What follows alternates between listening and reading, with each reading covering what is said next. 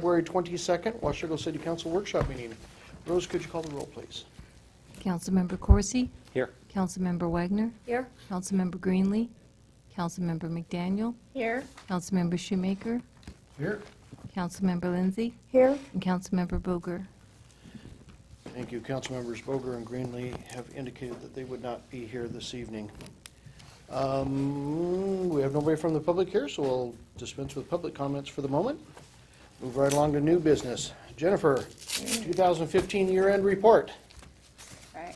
Good evening. Good evening. We're waiting. It was there, I promise.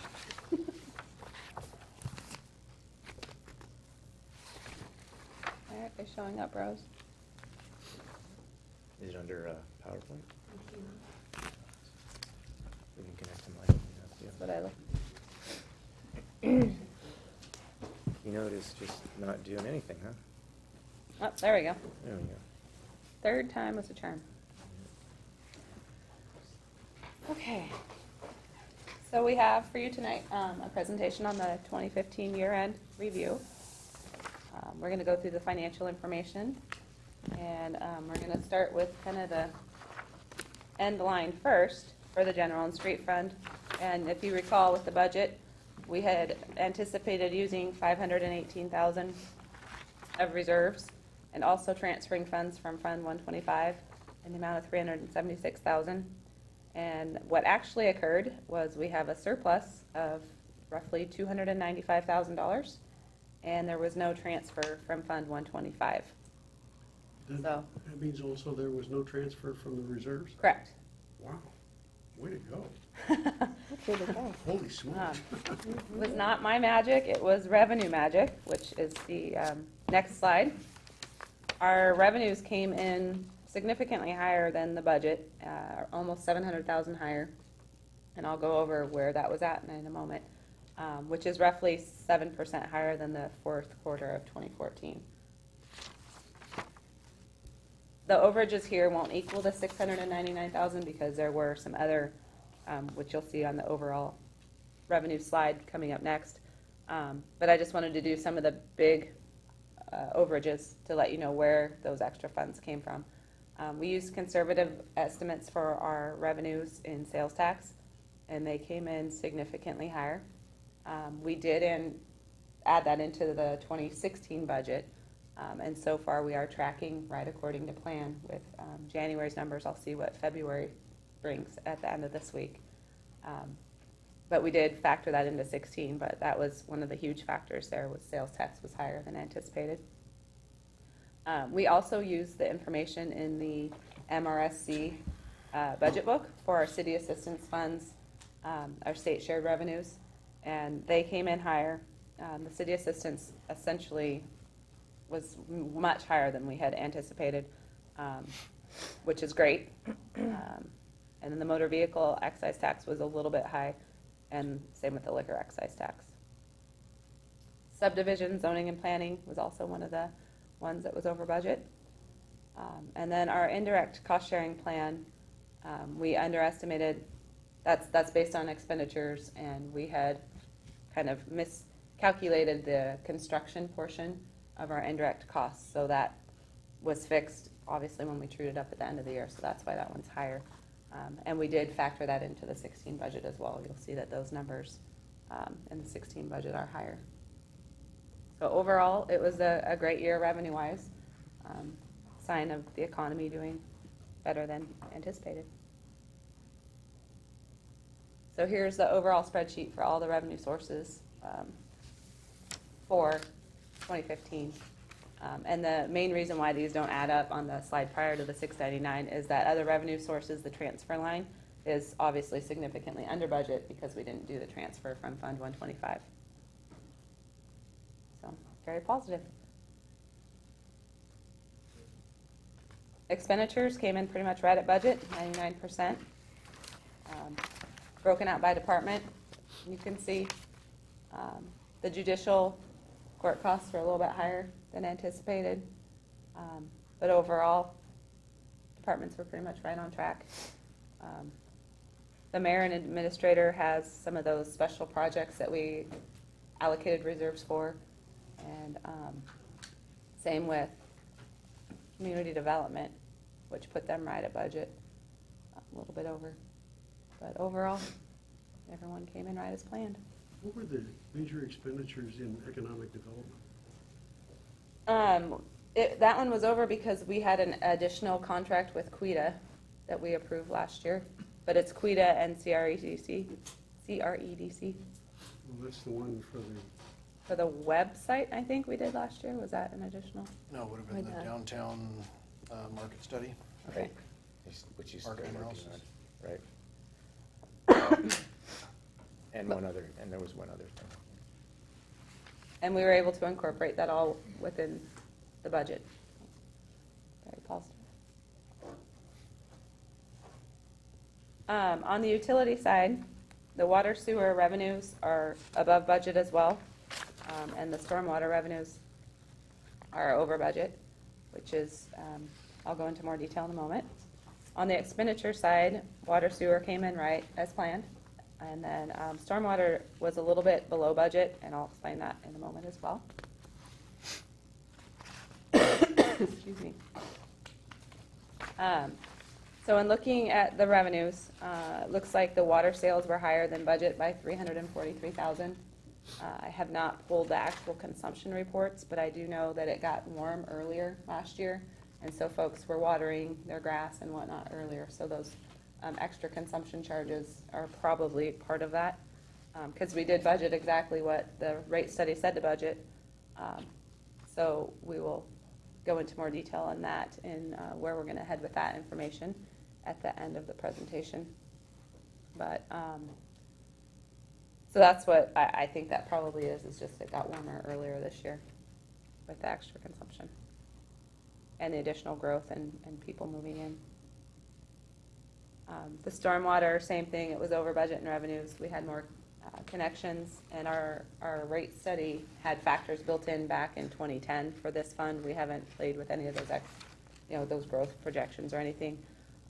Like we have kind of kept up with the water and sewer side. The stormwater fund has kind of just tracked and followed what it had anticipated back in 2010, which is why we're updating that study as we speak. But basically the connections were higher than we thought, and the growth is more. The expenditures were also pretty far under budget. They were down a full staff member from basically the whole last quarter of the year, and then a second member left early December. There are also the LID, I wrote down what it is.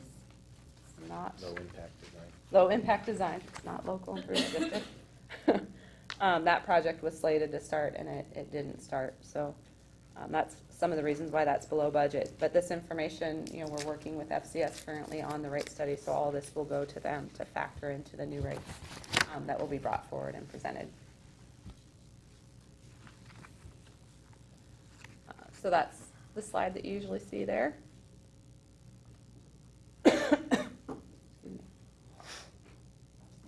For the other funds, we thought we would touch base on kind of the higher than budget areas that we like to talk about. The real estate excise tax, as we've discussed kind of all year, is coming in, or came in above budget in both of the funds, about $180,000 over budget in each of those. The hotel motel tax fund, an additional $28,000, which means there's more hotel stays, which is great. So we'll continue to use those funds to sponsor events that bring in tourists, and we have a meeting tomorrow, I believe, with the Lodging Tax Committee to look at those projects for this year. The ones that didn't have their information available before the budget will have more to peruse through tomorrow. And then the transportation impact fees were significantly over budget, and those will get factored into transportation projects, grant match, and that sort of thing in the future. Then here's the massive spreadsheets that show how all the funds did. They're kind of hard to see. It just recaps what we talked about. And then these are the bond funds, capital project funds, utility funds, The ER&R, other funds, low-income fund. So that's it in a nutshell in that part. That was a great year. We did well. And I'll move on to investments. The rates are going up, which is nice. The local government investment pool started off pretty slow at the beginning of the year, but is rebounding and coming back a little higher. We are moving money between the money market and this account based on which one's higher to try to get as much interest as possible on the funds. And then, so here's the money market. You can see in December is about, if I swipe this way, it'll go back, right? December is about when it switched to where the local government investment pool was having a higher yield than the money market. So we have moved quite a bit of money back to the local government investment pool to capture those higher rates. Our bond and our longer-term investments that are in bond purchases that get us a higher yield have dwindled because we are using the debt to pay for the treatment plant. So we had to pull those out to pay for those, which we had factored into it. So now basically we just have long-term money in there to hold that's tracking well, and we're earning more money on that than the local government investment pool.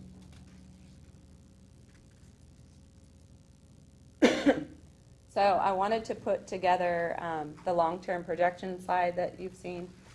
I haven't worked with the forecast revenues or expenditure percentages.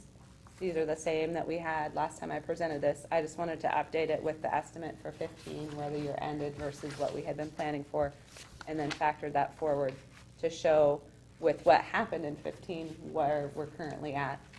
I do plan on looking at those percentages to make sure they're still accurate based on what happened in 16 and whatnot, to make sure we're using the best information available. But I wanted to show that it is making the bottom line better, obviously, because we didn't use the 500,000 of reserves. We actually added to it. Well done. Which brings us to the next slide. Before you Oh, leave that sorry. one, I was just going to make a comment. Outstanding year for the general and street funds and on the utility side, reflective of the overall rebound in our economy. When you look at this, at the very top two lines, our revenue forecast shows 3.1%, and our expense forecast shows 3.7%. Those obviously aren't the same number. That's assuming that the rate of growth of our expenses, which are kind of fixed costs for any number of reasons, outside of other things that we would do, is projected to continue to outpace what we can expect the rate of growth of our revenues to be. Jen needs to take a look at that. These are relatively conservative estimates, but that 0.6% gap between those two numbers over time shows us with $250,000 operating deficit in 2020. You'll recall 3, 4, 5 years ago in the depths of the Great Recession, that number was Recession? There was no reception. Oh, did I say reception? It was a great reception and then it was a great recession. And those numbers were 1.5 and $2 million. And there had been, by the time we got to that, a complete dwindling of the required reserve and the additional reserves. So, we were in the depths of the Great Recession, and things have turned around. It's a credit to the team for lots of different reasons, and that's everyone on the team, the mayor and the council and the staff. So it's really good news. The caution is we still have to keep our eye on this fundamental dynamic that is present for local governments in Washington because of the 1% property tax limit. Property tax is a large component of our revenues for the general fund. It can only grow at 1% per year. Our labor contracts, our medical expenses, paper and pencil, just about everything except gas it goes up at more than 1%. And so it leaves you with this delta or a structural deficit, if you would. we've been able to take care of that every year in a kind of a stepwise way by dealing with our budget every year. So there's just that little caution that's still there, that we have to keep our eye on that. But still very good news to present. You can see that next year, our estimate for next year is, with those forecasts, basically, we're right on track to break even. Basically, $7,400 might as well be zero, or 50, or minus 50, because it'll always come in at some other number. These are estimates.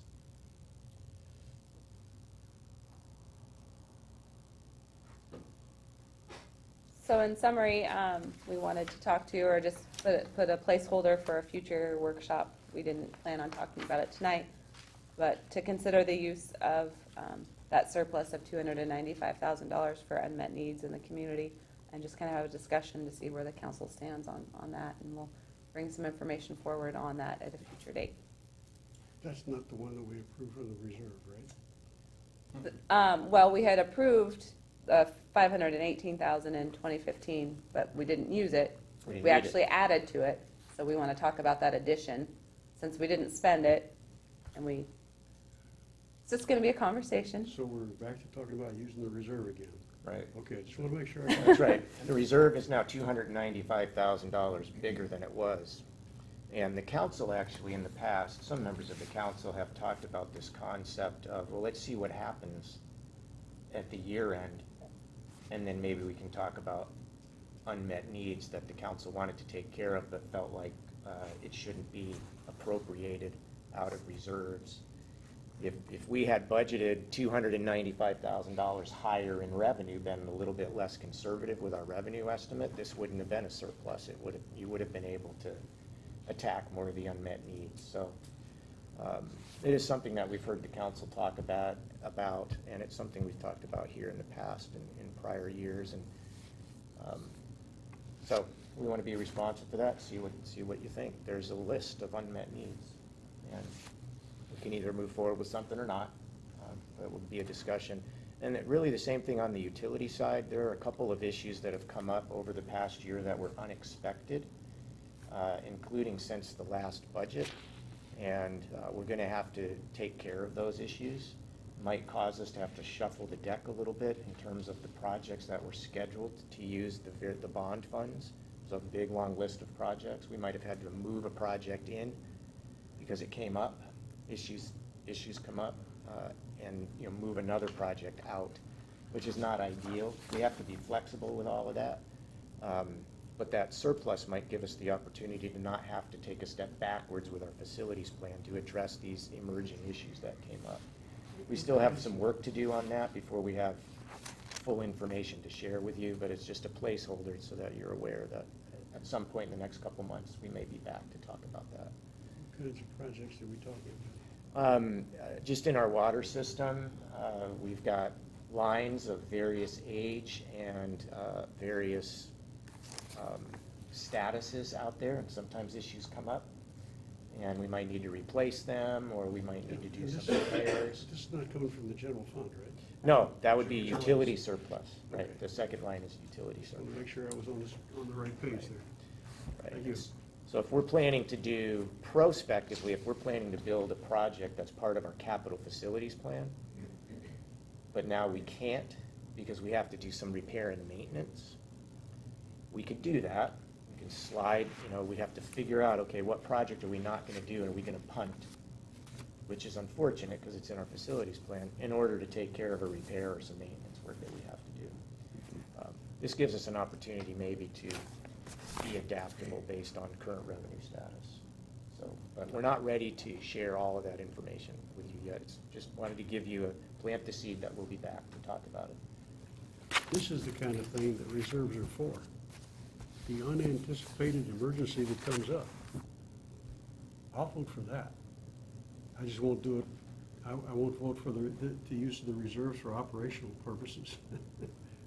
If it's routine, it comes out of the general fund. If it's an emergency, if it's unusual, if it's unpredictable, I'll vote for the use of reserves. That's appreciated. Questions, comments in regards to Jen's presentation? Just well done. Yes, Yeah. good. Good news. It's good news. Yes, definitely. You may as well take credit. You're gonna get the blame if it goes I bad. know. Take the Take the credit. good with the bad. Thank you. Let's just hope if we have anything go the other way, it's not by $1 million. But Exactly. this was Right. pretty much $1 million swing to the good by the time you get done It's with it. really Way to great. go. Thank you. Good evening, Mitch. Please. You have another annexation request. Are we getting popular out there or what? Little bits. This isn't a new one, right? Right. Yeah.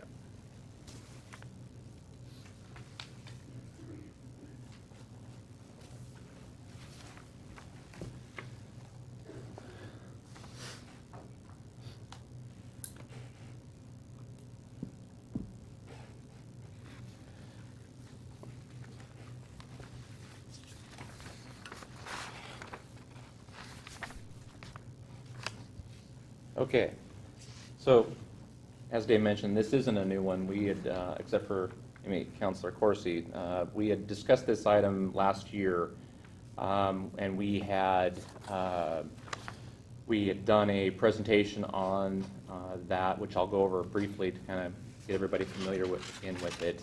And then we had Paul Lewis come in and do a financial analysis at the time, and we were looking at kind of a three-tiered range of possibilities in that annexation around densities.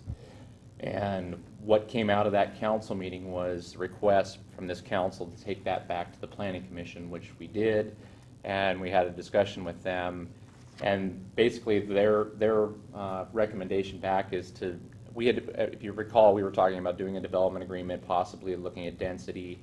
And their recommendation was that we didn't do that. We let the market decide. We let the development decide what kind of a range of density would be they would like to see put in there. And so with that, I'll kind of launch into, again, background. State law, RCW 35A14 is the law that pertains to annexation by code cities.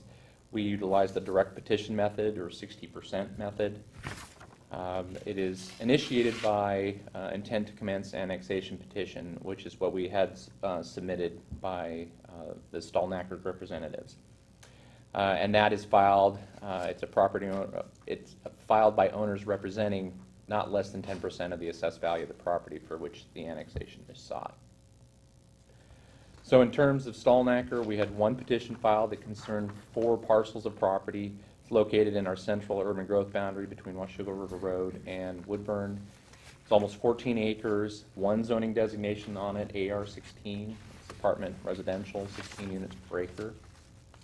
And again, as I mentioned at the previous meeting, council asked it to go back to our planning commission, which it did, and they've said we should stay out of it and just let the market decide.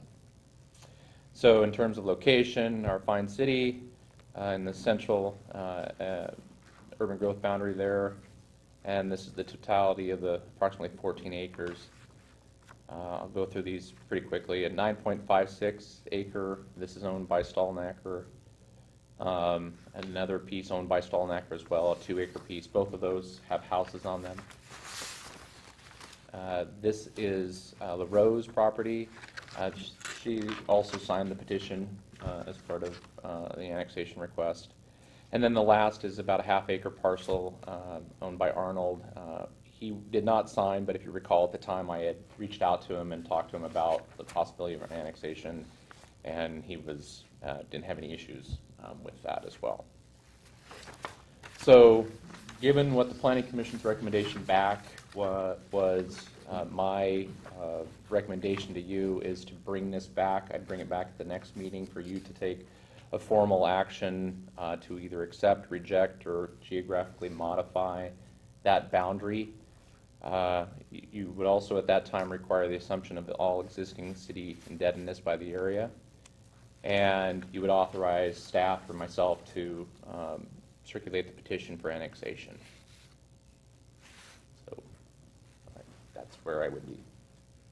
Michelle? The AR-16, you said 16 units per acre. Correct. Does it specify if they're attached? So is that assuming apartments or something, or? It's apartments, it can be townhomes, but typically your multifamily is apartments.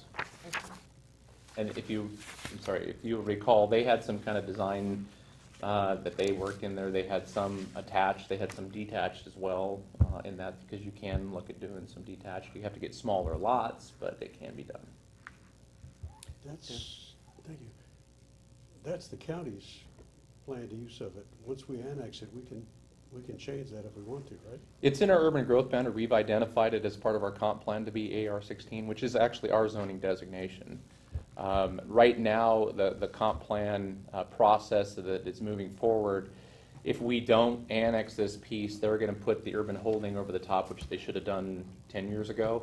But it basically would preclude development of the property until such time we annex it. So we've identified it as AR-16 multifamily, and development as they have proposed moving forward would have to be consistent with that. So we're stuck with that. We're not stuck with that, but I mean, if you, we would have to change our comprehensive plan, well, depending on what we were changing it to, comprehensive plan and possibly zoning designation as well, if you wanted to. I'm sensing that's not something you want to. It's not easily done, let's That's put all it I that wanna way, know. but Thank you. it is something, it is within your ability to look at. What are the size of the lots on AR-16? Well, if you did an apartment complex, you wouldn't have lots. Ah. It'd just be, one site development. If you looked at doing detached single family, you can't have lots larger than 5,000 square feet.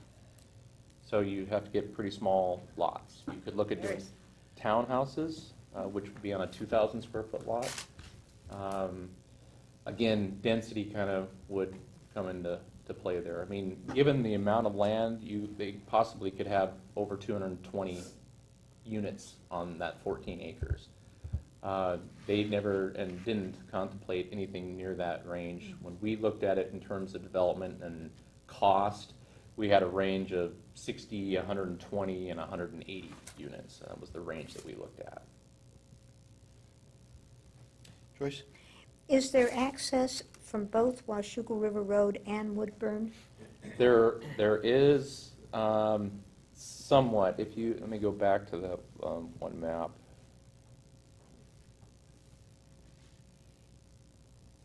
Sorry, apparently I'm going too fast for it. This one. So you could see that there is property that is adjacent for the 4 acres. There is property along Washougal River Road and then also on Woodburn. This, not so much. It's pretty steep in this location. As you get down here, you'd probably have an access, and that's what, in their development plans, their draft, they were having an access that kind of came through like this. This parcel right here has a current development approval on it. It's running out of time, but if they came in and started getting that moving, and it would contemplate putting a road that basically stubs right to here. Do they build the infrastructure? Yes. If they want, we don't, the city's not responsible for that. Nope, we wouldn't build any of it, nope. What about sewer system? They would have to They put would the have- lines in and connect to our system, pay SDCs as And well. our system is close to that. Yes, we have water and sewer in Washougal River Road. I'm not sure as we move up Woodburn, I think there's water, I'm not sure about sewer, but we wouldn't be pumping that way anyway. Okay, No. It's in Washougal River. Right, yeah. That's where okay. it's most accessible.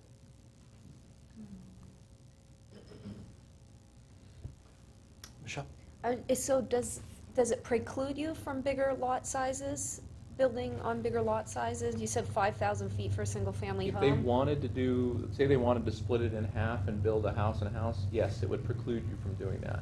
If you're gonna do detached housing, you have to, the maximum lot size is 5,000 square feet. So they can't create lots larger than 5,000 square feet. And that's in a multifamily zone, that's where you're trying to get your density in an urban area. You want those apartments or. Well, why wouldn't we allow them if they wanted to build on bigger lot sizes? Why wouldn't we put that in addition to? zoning Yeah. right now does not dictate that. And again, zoning in the urban area should try to utilize the services that we have there, the water and the sewer, and especially when you're dealing with multifamily, you want to try to maximize that density that you have. What's the project that's right there? Is that small lot houses? Yeah, I think that was actually developed in the county and then we brought it in, but I could be wrong. Those are the condominiums. Yes, just to the, right here, these guys right there. Can you pull up a, oh, you've got it right there. Yeah. Jennifer? Are we short on our multifamily numbers as far as the UGB?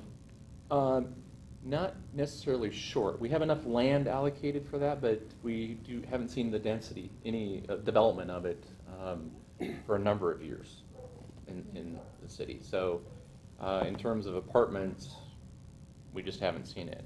But if you're looking at simply Washougal, do you have enough land for multifamily? Yes, we do. And enough zone for it. Yes, we have enough zone for it, but we haven't seen the development of it. And this is part of that. Yes. And I have one more follow-up question. The piece of property that's to the south that hasn't been, that has a development pending potentially, or an application, or whatever it is you were talking about? They have an approval. An yes. approval, okay. So what is that zoned? It is zoned the same, I believe, the AR-16. And they did, And they could potentially, well, that would be multifamily then. because- right, but they did the 5,000 square foot lots. They did smaller lots Oh, with the attached. Attached? Attached? Was it attached? Or I don't know, I'm asking. Yeah, I'd have to look into that. I can actually, I can get the copy of the plat and send it to you if that would be helpful. I can't remember. I know it's one or the other. They had to do one or the other, and they picked one, and they wanted to change later, and they couldn't without going back to the hearing examiner. But I believe it was detached that they were looking at doing. okay. And I have one more follow-up question. Okay. The planning commission, were you in on the meetings Yeah. when they were discussing this? Mhm. What were their concerns?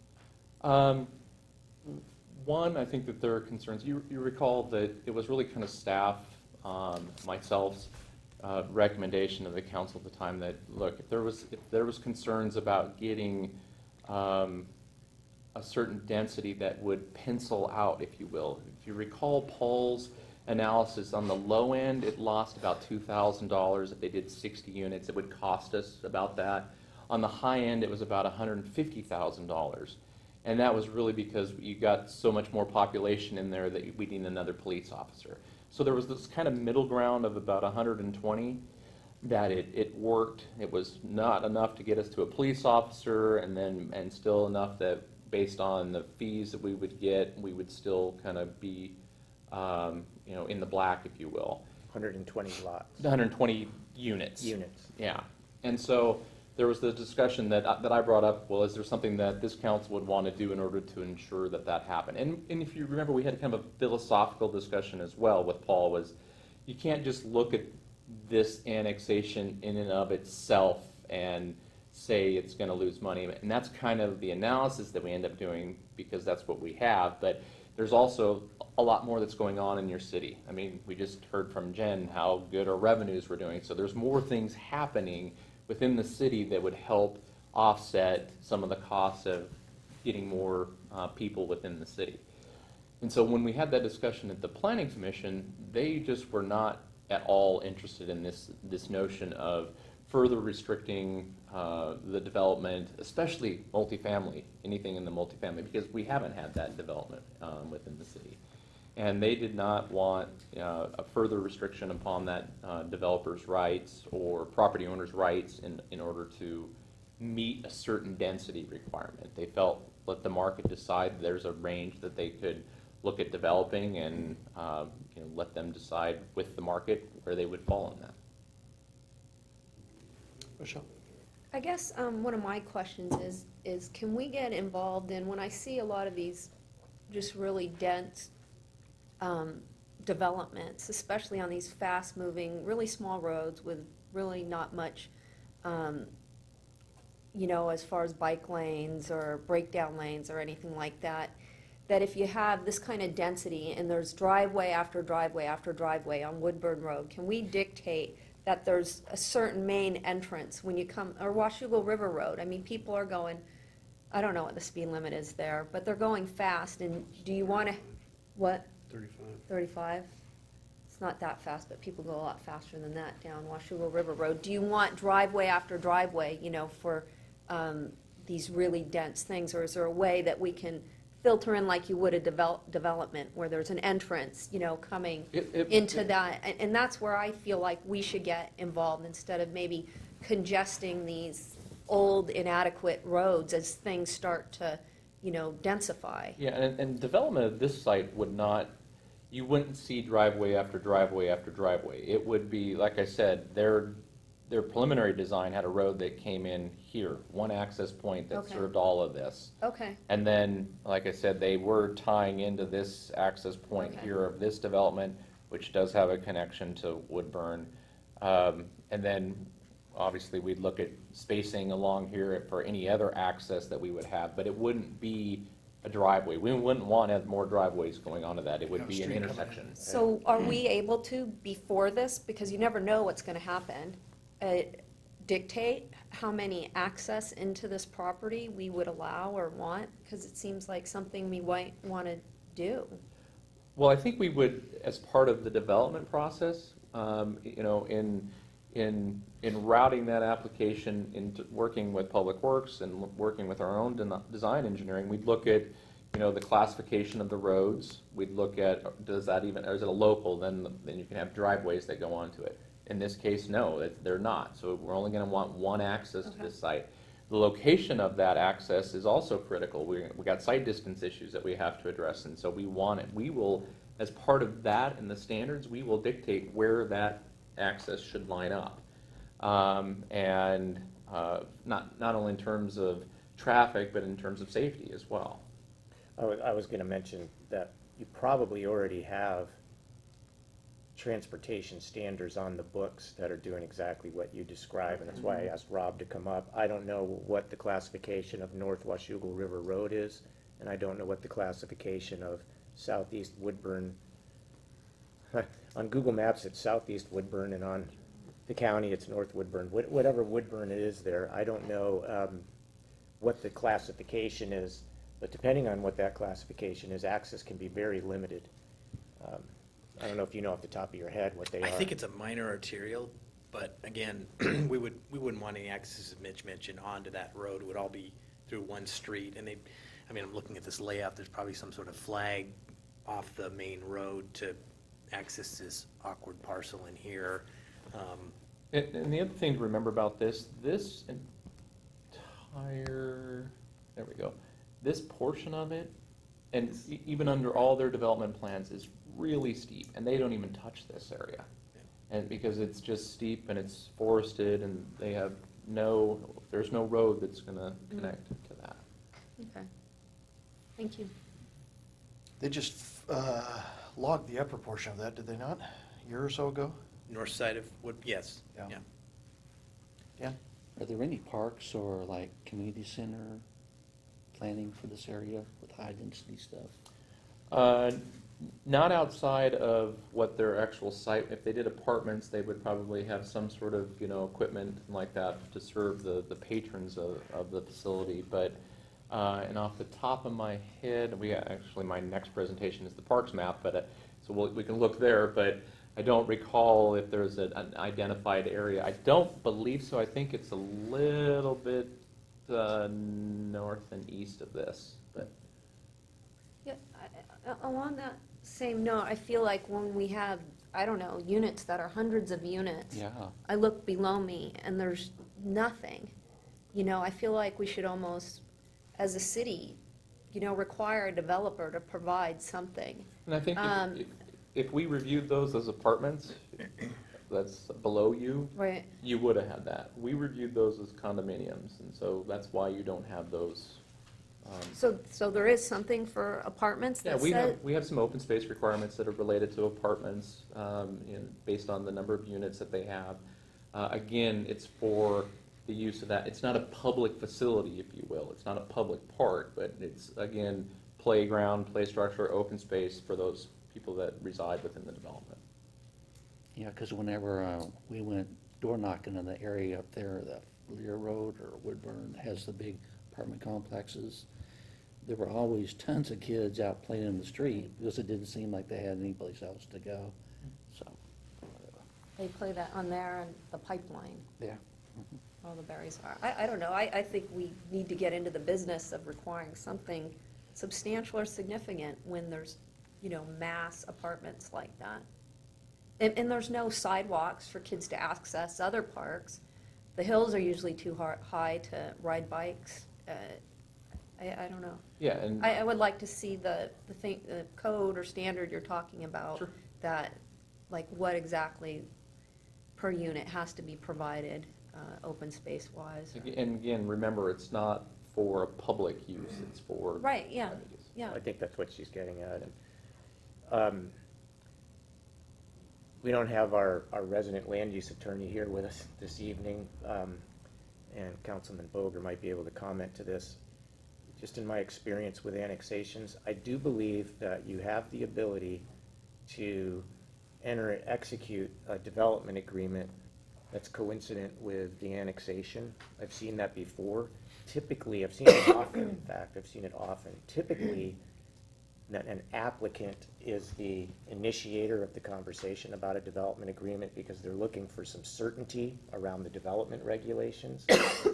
Often it wasn't related to residential development, but sometimes it was, because maybe it was a large area and it was gonna take some time to build it out, and they have to get their financing lined up, and they can't have the rules changing on them when they're making a big investment, so they would want certainty about the rules. So you can do a development agreement, and this is the question I would have for our attorney that Councilman Boger might be able to answer right off the top of his head, because this is what he does. And he used to advise me in Vancouver on this stuff. And that is, could you require a development agreement as part of this annexation? You might be able to do that. And if you did, then you'd be looking for that sweet spot of what are the deal points of that development agreement relative to what are the general standards that you have already put in place that in theory are supposed to meet the vision of the community. And we may need to revisit some of those, and I've heard you say that before, actually, council member, so. I want to put in a plug for the planning commission. I think they've got their heads screwed on straight. I think they do a great job. They're a bunch of volunteers, and I think they've brought forward a plan here which works. I like their emphasis on not interfering with the market. And historically, that's been our planning commission's position, going back to the time when I was on it. I think, and many of the people that were on it then are on it now. So I would not like to see us put additional restrictions on this thing. If you do, you're risking the developer going elsewhere. And I don't want to see that. I think it's good to have development in the city. I'm sorry, thank you. Yep. I have a question for Dave. So you're advocating for annexing in as R16 properties, just as it is? As much as I dislike the 16, yes, I Okay. am. Talk me out of it. Well, they're just extremely small lots. However, you know, there's a lot of retirees that could potentially move into smaller places with smaller yards, and they really don't want larger homes. So, I mean, I can see where there would be a positive as well. Most of the retirees that are coming to Washougal from out of state are coming from real estate rich areas. And they bring with them a lot of equity that they cashed out of their house. And they tend to buy larger houses on sites with views